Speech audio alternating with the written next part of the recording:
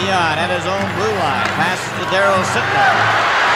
Sittler coming up. He fakes the shot, lets it go. That's wide of the net. Jimmy Watson clearing it. The puck is still in. Ellis is in.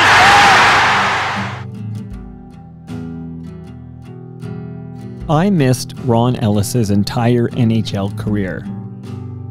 His last season with the Toronto Maple Leafs was 1980-81, just before I discovered the team and became a devout fan. I didn't have to see Ron Ellis play to appreciate his greatness. He played 1,034 games for the Toronto Maple Leafs, scoring 332 goals and 308 assists for 640 points, making him one of 5 Toronto Maple Leafs to appear in more than 1,000 games for the club, and placing him 5th on the team's list of goal scorers. He won the Stanley Cup with the Toronto Maple Leafs in 1967 and played for Canada against the Soviet Union in the Summit Series in 1972. I had an opportunity to talk about Ron's legacy with former Leafs captain Wendel Clark, Stephen Brunt, Steve Paikin, and Mark Hebscher at Christie Pitts on Sunday. Here's Wendel Clark and Stephen Brunt. Could we take a moment, gentlemen? I think I have the ideal 2 people on the microphone for this. Wendel, I got Stephen Brunt on the mic. Ron Ellis passed away. Yeah. I got Steve Paikin dropping by later in this recording. Ron Ellis' favorite Maple Leaf of all time. Wendel, I'm giving you that honor for me, friend. I miss Ron Ellis' career, but would you guys mind saying a word or two about the late, great Ron Ellis? Well, Ron, one of the first guys I had met, and then Ron being with the Hall for when I retired, and then when I basically retired from the game, Ron was still playing the alumni game, so I got to skate with Ron. And I think when I started skating, so I'd have been mid-30s skating. I think Ron was a better skater when I went on the ice, and he was late 50s, early 60s, and he could Ron, and other than being the nicest guy in the world, he was one of the best skaters. I know a lot of people don't realize how good a skater Ron Ellis was, and back in the early days. Wow. Okay, we lost a great one there. Again, Paikin later is going to pay some more respect. And as Wendell said, like, nicest guy in the world. Man, and you're going to hear that over and over again when I talk about Ronnie Ellis. And here's Steve Paikin with Mark Hebscher. Can we just pay respect to a legend? I know Mr. Steve Paikin's favorite hockey player of all time was Ron Ellis. Is that right? That's true. That is Would you true. mind talking to us a little bit? I texted you condolences. I thought of you first when I read the news. I was sad.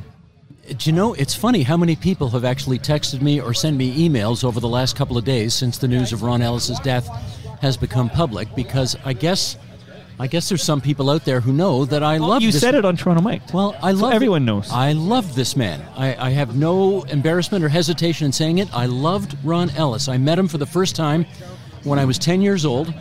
Through a long story which we don't need to go into, my brother and I ended up in the Leaf dressing room after the game. He was my favorite player. We got a picture taken together. As strange as this sounds, he was my hero. And then I got to know him, and we actually became friends. Wow. And, I'd email him on his birthday every year. We'd see each other once a year. At January 8th? Correct. 1945. In Lindsay, Ontario? Correct. Wow. Same day as Dave Hodge. Wow. Same day, good one. Wow. Same day, same year. Wow. Yeah. That's a good one. Yeah. And we stayed in touch over the years, and we really, I kept all his emails, and we had a lovely, lovely friendship. And so I'm thinking of him today, and I'm very sad. I tell you, it's hit me harder than I thought it would, but it was all very sudden.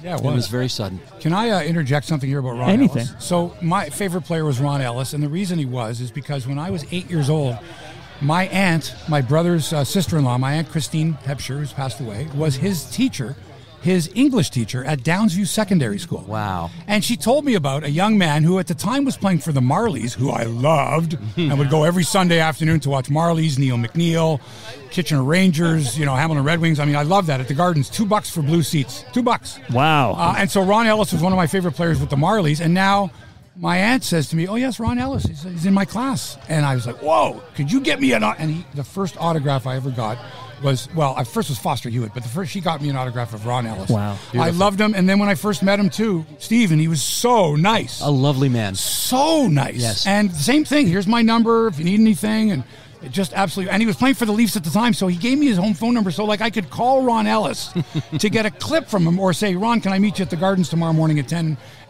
Wonderful. Mike, I'll tell you another story. Yes, please. 25 years ago or so, our friend Kevin Shea is writing a book about Ron Ellis. It's called Over the Boards. And in the writing of the book, he decides to call me because he knows I'm a big Ron Ellis fan, and he wants to get some stories from me.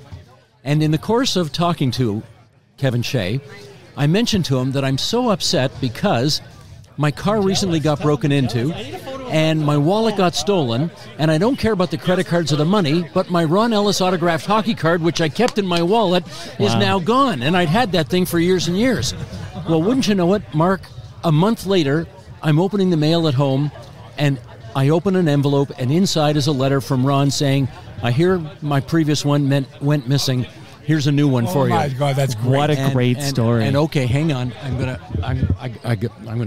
You guys. Okay, so you guys Mark, do play-by-play for this here. Mr. Bacon's Stephen is going into his pocket here now. He's getting out his wallet. This is old school. So he's pulling out the wallet, and there's the card. There is the Ron Ellis card. Wow. Wow. And from someone who kept an Elrod Hendricks card in his wallet for 15 years, from the age of 14 to 29. This is why I like you guys. It's close to your heart. It's close to your bum, too. But it's like you keep that with you. You have your wallet. You've got that identification. That is luck right there. That's always fabulous. with me. Fabulous. Thank you for sharing those memories. Again, my condolences. Ron Ellis, great Maple Leaf, and a great person, it sounds like. It just sounds like a tremendous person.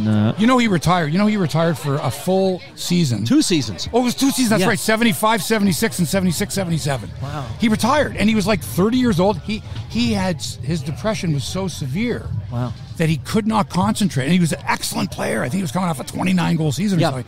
And he just couldn't concentrate. So he quit.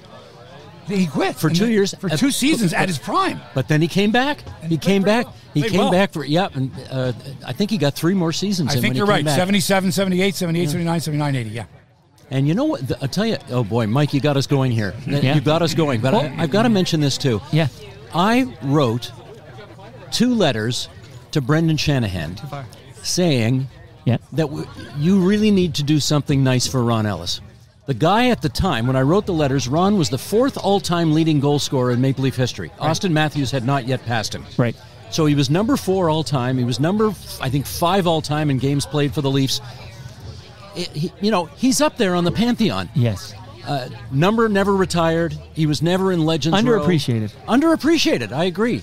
Number actually retired, though, Steve, in a roundabout way because Ace Bailey wanted Ron Ellis to have number 6. So right there tells you something about the man. Yes. And then he was the only other player besides Ace Bailey that wore that. Once Ron retired, they re-retired that number. Exactly right.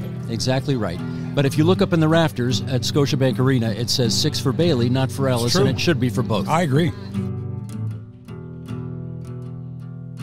Ron Ellis was 79.